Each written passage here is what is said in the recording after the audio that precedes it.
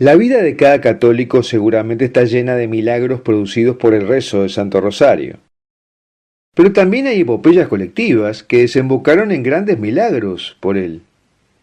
Y hoy queremos hablar sobre el que está catalogado como mayor milagro colectivo debido al rezo del Santo Rosario.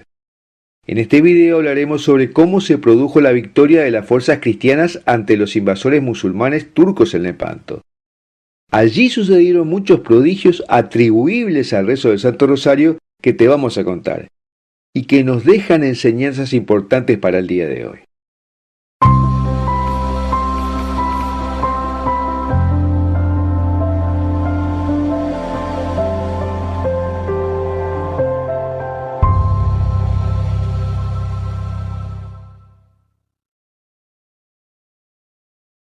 El 7 de octubre celebramos la fiesta de Nuestra Señora del Rosario, conocida desde hace varios siglos por el título alternativo de Nuestra Señora de las Victorias. Esta fiesta fue instituida por el Papa San Pío V en acción de gracias por la gran victoria sobre los musulmanes turcos en la batalla de Lepanto.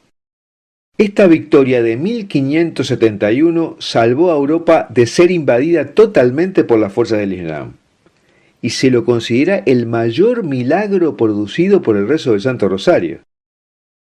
En 1566 había ascendido San Pío V a la cátedra de San Pedro.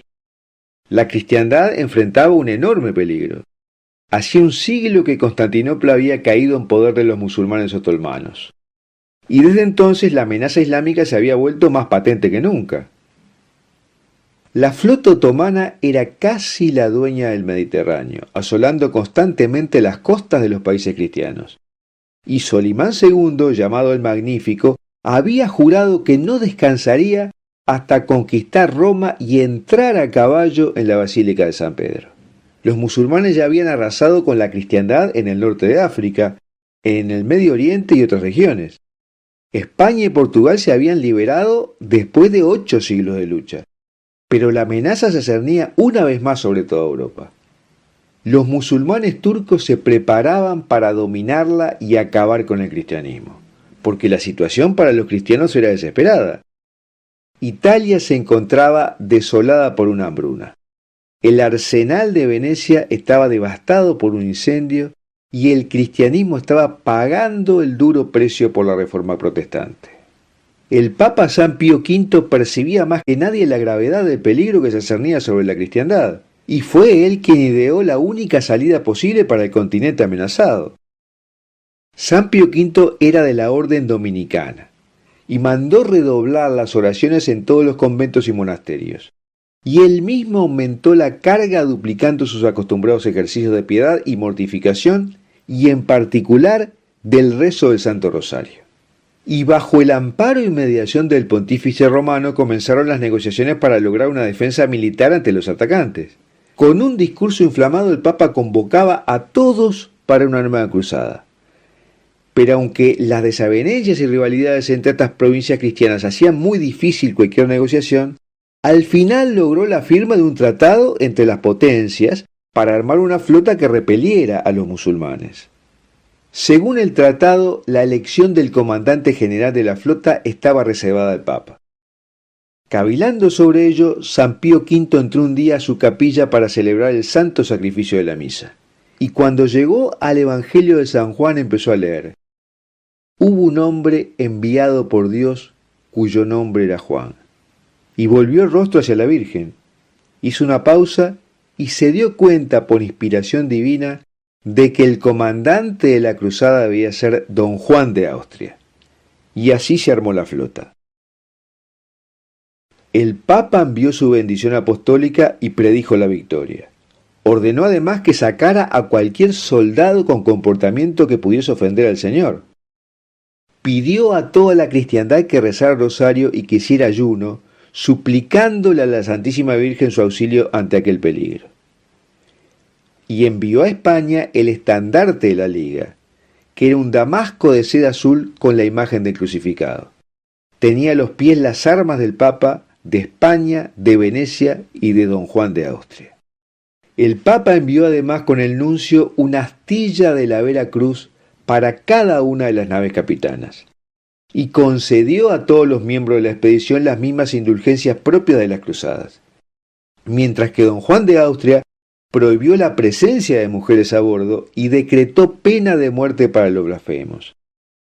Y algunos días antes de la partida, los 81.000 soldados y marineros ayunaron durante 3 jornadas. Luego se confesaron y recibieron la Sagrada Comunión. Y al fin llegó la noticia esperada. La flota de Alí Payá se había localizado en Lepanto. Lepanto es un largo cuerpo de agua, conocido también como el Golfo de Corinto, que separa Grecia central de la península del Peloponeso. Y Juan de Austria ordenó a sus buques ir a buscar a los musulmanes. Los cristianos estaban en gran desventaja porque su flota era mucho más pequeña, pero poseían un arma insuperable, el Santo Rosario. Y en la bandera de la nave capitana de la escuadra cristiana ondeaba la Santa Cruz y el Santo Rosario. Mientras en la retaguardia miles de cristianos en todo el mundo dirigían su plegaria a la Santísima Virgen con el rosario en la mano, para que ayudara a los cristianos en aquella batalla decisiva. El Papa Pío V, desde el Vaticano, no cesaba de pedirle a Dios con las manos elevadas como Moisés, mientras se hacían procesiones del rosario en la iglesia de Minerva, en la que se pedía por la victoria. Había llegado la hora. Don Juan dio la señal de batalla enarbolando la bandera enviada por el Papa con la imagen de Cristo crucificado y la Virgen, y se santiguó. Y los generales cristianos animaron a sus soldados y dieron la señal para rezar. Los soldados cayeron de rodillas ante el crucifijo y continuaron en esa postura de oración ferviente hasta que la flota se aproximaron. Los turcos se lanzaron sobre los cristianos con gran rapidez porque el viento les era muy favorable, y además eran superiores en número y en el ancho de su línea. Pero el viento, que era muy fuerte, se calmó providencialmente al comenzar la batalla. Pronto el viento comenzó a flotar en la otra dirección, ahora favorable a los cristianos. El humo y el fuego de la artillería iban ahora sobre el enemigo, casi cegándolos y al fin agotándolos. La batalla fue terrible y sangrienta. Mientras tanto, en la retaguardia, el Papa, que estaba conversando con algunos cardenales, de repente quedó absorto por algún tiempo con sus ojos fijos en el cielo. Y cerrando la ventana dijo: «No es hora de hablar más, sino de dar gracias a Dios por la victoria que ha concedido a las armas cristianas». Este hecho fue cuidadosamente autenticado en aquel momento y después en el proceso de canonización de San Pío V, porque en ese preciso momento don Juan abordó el galeón de Alí Payá, bajó su bandera y gritó «¡Victoria!». Los musulmanes turcos estaban derrotados y el pánico se apoderó rápidamente entre sus huestes a partir del momento en que el estandarte de Cristo comenzó a flamear en la Sultana, el galeón del comando musulmán. La batalla había durado desde alrededor de las 6 de la mañana hasta la noche. Y los ojos de los musulmanes vieron que el verdadero Dios estaba con los cristianos. Los prisioneros confesarían luego que una brillante y majestuosa señora había aparecido en el cielo, amenazándolos e inspirándoles un gran miedo. Y algunos testificaron con una convicción incuestionable que habían visto a Jesucristo, San Pedro, San Pablo y a una gran multitud de ángeles con espadas en la mano, luchando contra los turcos y cegándolos con humo. Los cristianos habían logrado una milagrosa victoria que cambió el curso de la historia. Con este triunfo se reforzó intensamente la devoción al Santo Rosario. Y en gratitud perpetua a Dios por la victoria, el Papa Pío V instituyó la fiesta de la Virgen de las Victorias, después conocida como la fiesta del Rosario, para el primer domingo de octubre. A la letanía de Nuestra Señora añadió también auxilio de los cristianos. Y el Senado veneciano colocó debajo del cuadro que representa la batalla la siguiente frase: «Ni las tropas, ni las armas, ni los comandantes, sino la Virgen María del Rosario es la que nos dio la victoria». En 1573, el Papa Gregorio XIII le cambió el nombre a la fiesta por el de Nuestra Señora del Rosario. Y San Pío X la fijó para el 7 de octubre afirmando: «Denme un ejército que reza el rosario y venceré al mundo». Lo acontecido en Lepanto por intercesión de la Virgen y el rezo del rosario se repetiría en Viena un siglo después, ante una nueva invasión musulmana.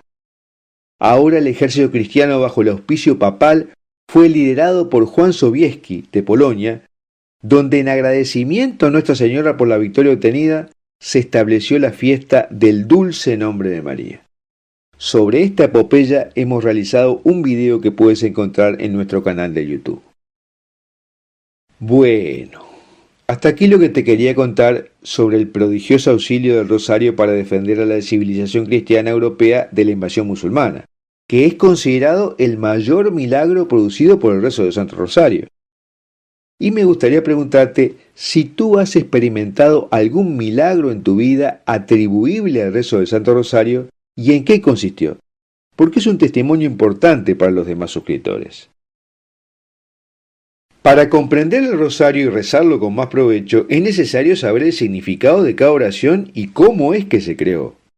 Hemos publicado un video sobre cómo se creó el rosario que te invito a buscar dentro de nuestro canal de YouTube. Incluso hay una lista de reproducción que se llama Santo Rosario, que tiene varios videos en relación al rosario. Y en este video queremos abordar cada una de las oraciones que rezamos en el rosario, su significado y cómo se desarrollaron.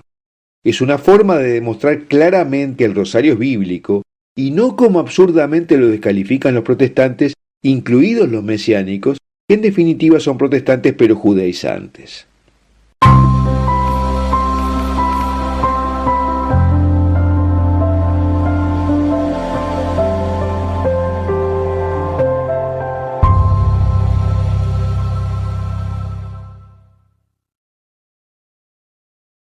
Los católicos no podemos vivir sin orar, es nuestro oxígeno. Las oraciones son casi un acto reflejo diario. Son el cordón umbilical que nos une en la tierra y con Dios, los santos, los ángeles y las pobres almas del purgatorio. Hay miles de oraciones vocales tradicionales y la vivencia de los fieles agrega constantemente nuevas oraciones. Podemos elegir entre oraciones adaptadas a cada época del año, a cada etapa de nuestras vidas y a las peticiones que queremos hacer. Y una de las mayores dichas es recitar oraciones tradicionales porque dan la sensación de seguridad, confianza y de conexión con la historia. Y en este sentido el Santo Rosario es la devoción central porque reúne las oraciones individuales más rezadas por los católicos históricamente. El Ave María es la oración más común para la Virgen y la oración que los católicos dicen con más frecuencia. Nadie puede contar cuántos millones de Ave María se elevan al cielo cada día. Sin embargo, a pesar de su popularidad, le llevó siglos a esta oración desarrollarse. Esta oración está compuesta de dos partes. La primera consta de una doble salutación extraída del Evangelio. Primero, la salutación del arcángel Gabriel enviado por Dios para anunciar la divina maternidad de María. Ave María, llena de gracia, el Señor es contigo. Lucas 1:28. Y segundo, la salutación de Santa Isabel, prima de Nuestra Señora, que inspirada por el Espíritu Santo proclamó: Bendita tú eres entre todas las mujeres y bendito es el fruto de tu vientre. Lucas 1:42. A estas dos salutaciones le fueron añadidas dos palabras para que fuesen más clara la oración. A la palabra ave se le agregó María, y a la frase bendito es el fruto de tu vientre se le agregó Jesús. El primer documento escrito en que aparece el uso de la salutación del ángel es la homilía de un cierto Teodoto Ansirani, fallecido en el año 446. Y los otros cambios fueron más o menos de los mismos siglos. Estas dos salutaciones dichas juntas eran todo el Ave María durante más de 1000 años. La segunda parte de la oración, Santa María, Madre de Dios, etc., o sea, la súplica, ya era empleada en la letanía de los santos en el siglo XIII. Pero no fue hasta el siglo XV que los católicos la añadieron formalmente al Ave María. Santa María, Madre de Dios, ruega por nosotros pecadores, ahora y en la hora de nuestra muerte. Amén. De modo que la fórmula precisa del Ave María, como es rezada hoy, se encuentra por primera vez en el siglo XV. El Papa San Pío V aprobó formalmente el Ave María completo en 1566 y los católicos la han estado recitando de este modo desde entonces. El Ave María es especialmente poderosa durante nuestros últimos minutos aquí en la tierra. Los santos son grandes fans de la oración al Ave María. San Jerónimo escribió: las verdades contenidas en el Ave María son tan sublimes, tan maravillosas, que ningún hombre o ángel podrían comprenderlas plenamente. Y Santo Tomás de Aquino predicó solo sobre la oración Ave María por 40 días seguidos. El Padre Nuestro.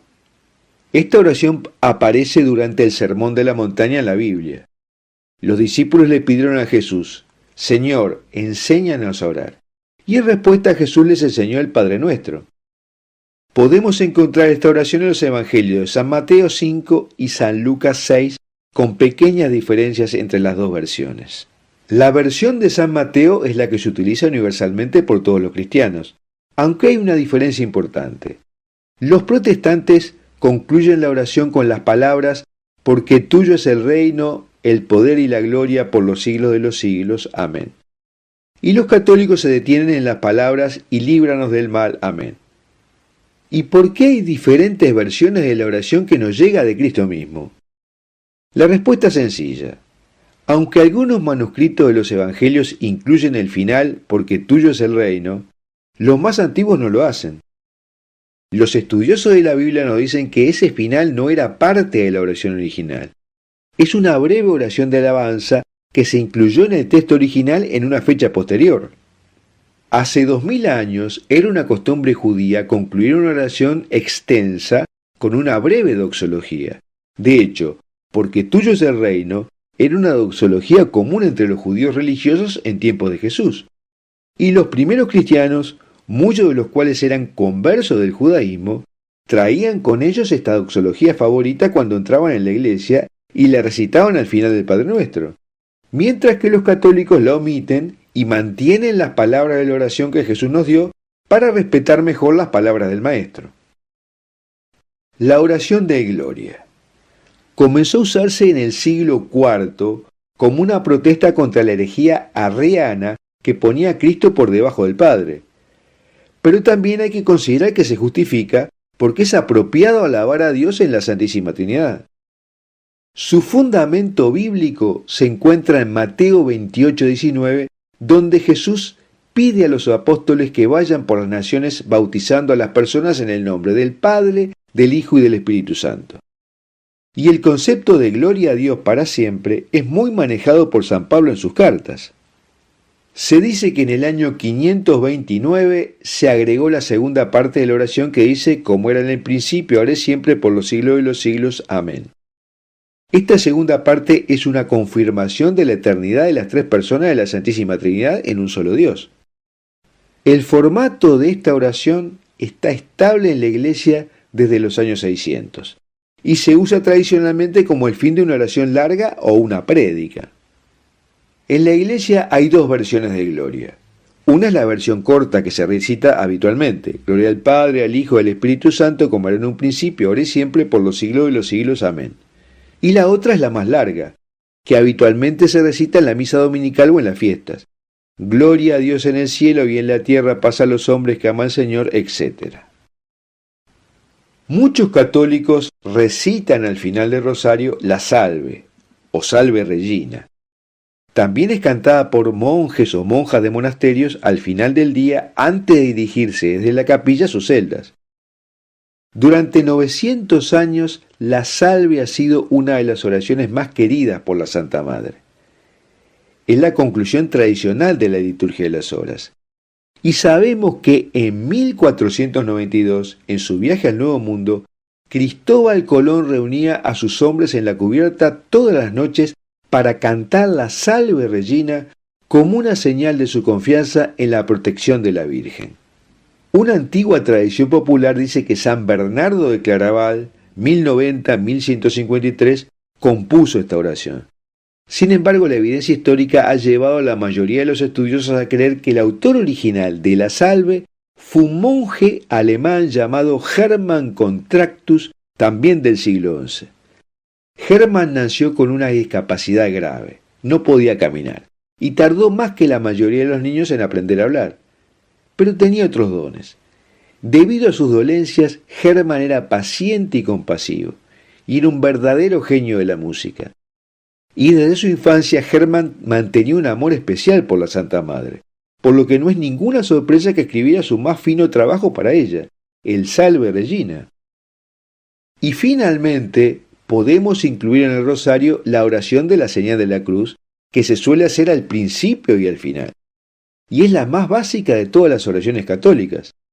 Implica hacer el gesto de hacerse la señal de la cruz en el cuerpo, y decir las palabras en el nombre del Padre, del Hijo y del Espíritu Santo. Amén, invocando el descenso sobre nosotros de la bendición de la Santísima Trinidad. El gesto de tocar nuestra frente, pecho y hombros nos marca con el emblema de la cruz de Cristo, el signo de nuestra salvación. Cuando nos hacemos la señal de la cruz, hacemos una declaración pública de quiénes somos y en lo que creemos. Esta señal de la cruz es tan antigua como la Iglesia, aunque originalmente los cristianos se hacían una pequeña cruz en sus frentes con su pulgar. Y el teólogo cristiano Tertuliano nos dice que en su tiempo se hacía ese pequeño gesto sutil porque era adecuado por una época en que los cristianos tenían que mantener un bajo perfil, mientras que la señal de la cruz como la conocemos hoy apareció más tarde, después de que terminó la época de la persecución. Bueno, hasta aquí lo que te quería contar sobre la historia de las oraciones que componen el Santo Rosario. Y me gustaría preguntarte, ¿qué oraciones incluyes en el Rosario? Si lo rezas con algunas jaculatorias u otras oraciones. El Rosario es el instrumento que nos ha dado el cielo para el fin de los tiempos. En varios videos hemos visto que es un arma muy recomendada por la Virgen María en sus apariciones. Y nos recuerda la convicción católica de que la revelación proviene tanto de la Escritura como de la tradición y que debe ser una respuesta al momento histórico que está viviendo el pueblo. Y hay unos misterios del Rosario que golpean al nuevo orden mundial que el maligno quiere imponer, y por eso tratan de ocultarlos, y casi nadie conoce. En este video hablaremos sobre cuáles son los misterios que el nuevo orden mundial detesta y cómo rezarlos.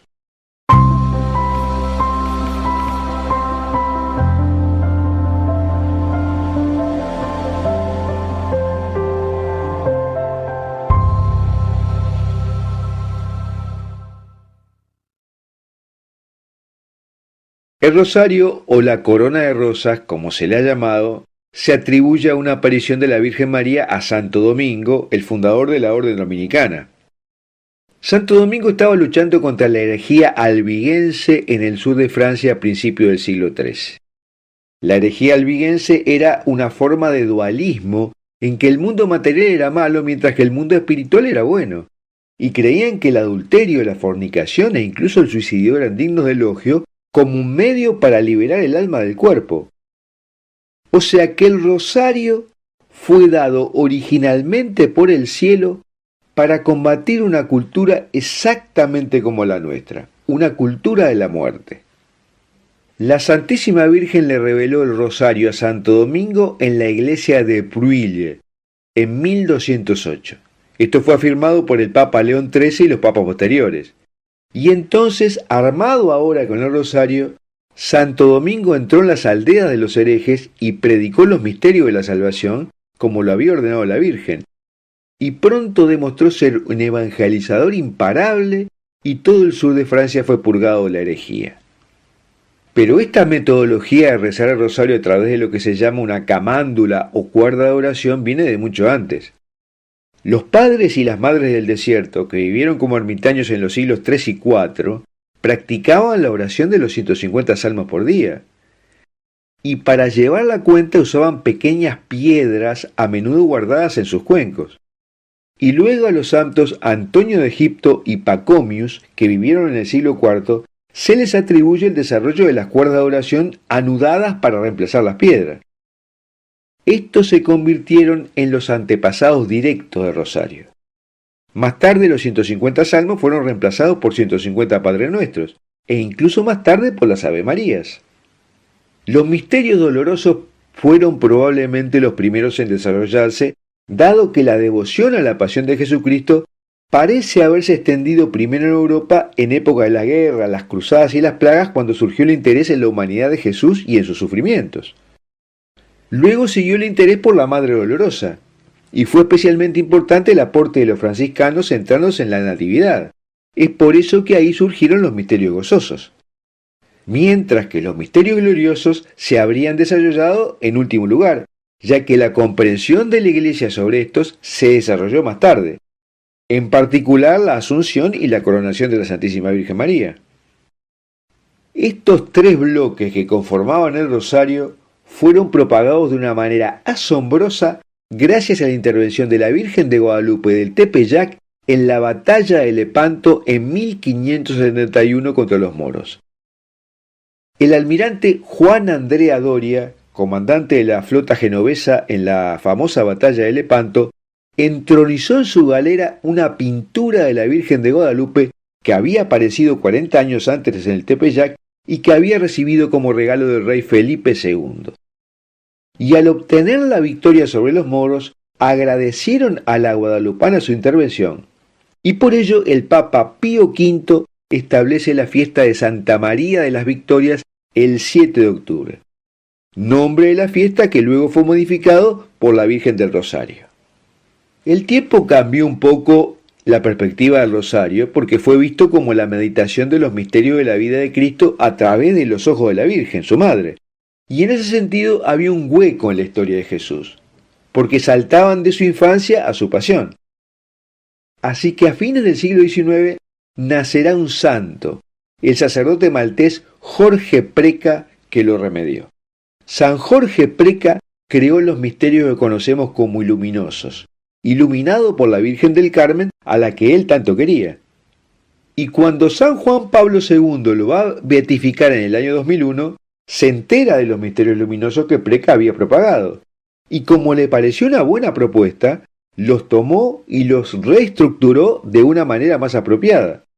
Entonces publica una carta apostólica llamada Rosarium Virginis Mariae, para proponer a los cristianos el rezo de estos misterios que pocos habían logrado difundir. Pero aún faltaba algo. Faltaba la historia anterior a la encarnación. Por ello, en la época del Papa Benedicto XVI surgen los últimos misterios, que completan ese espacio que medita la preparación de la encarnación a través de la vida de la Virgen María.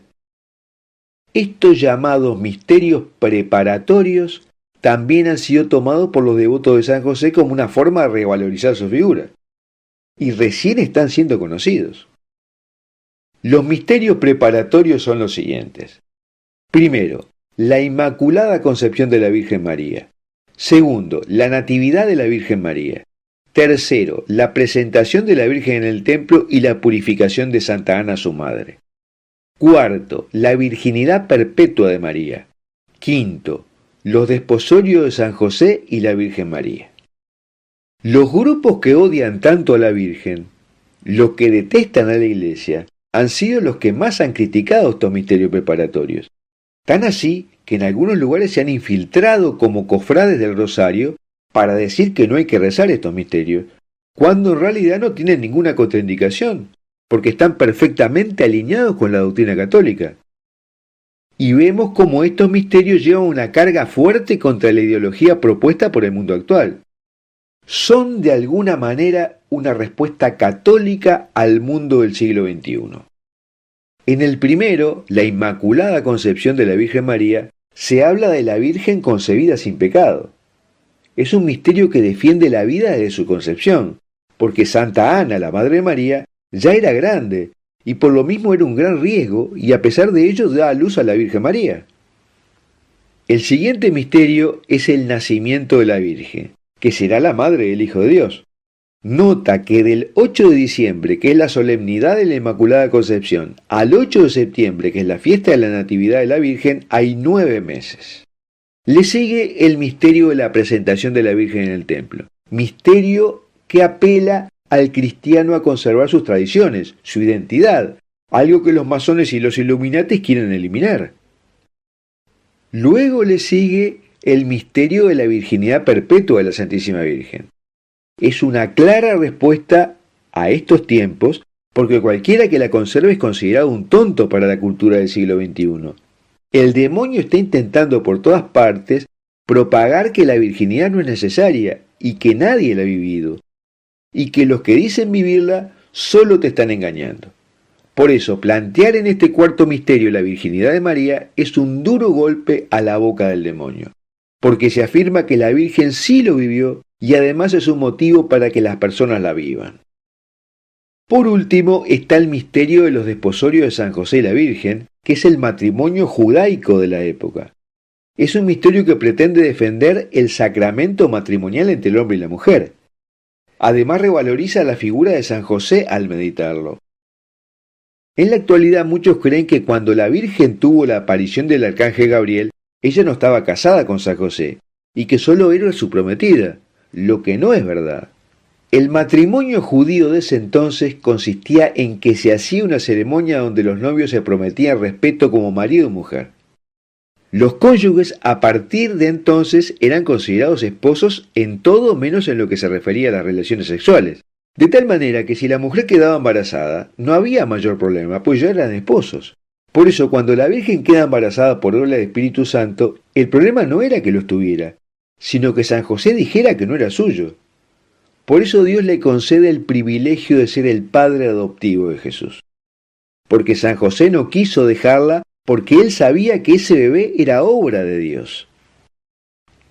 De modo que te pido que prestes atención.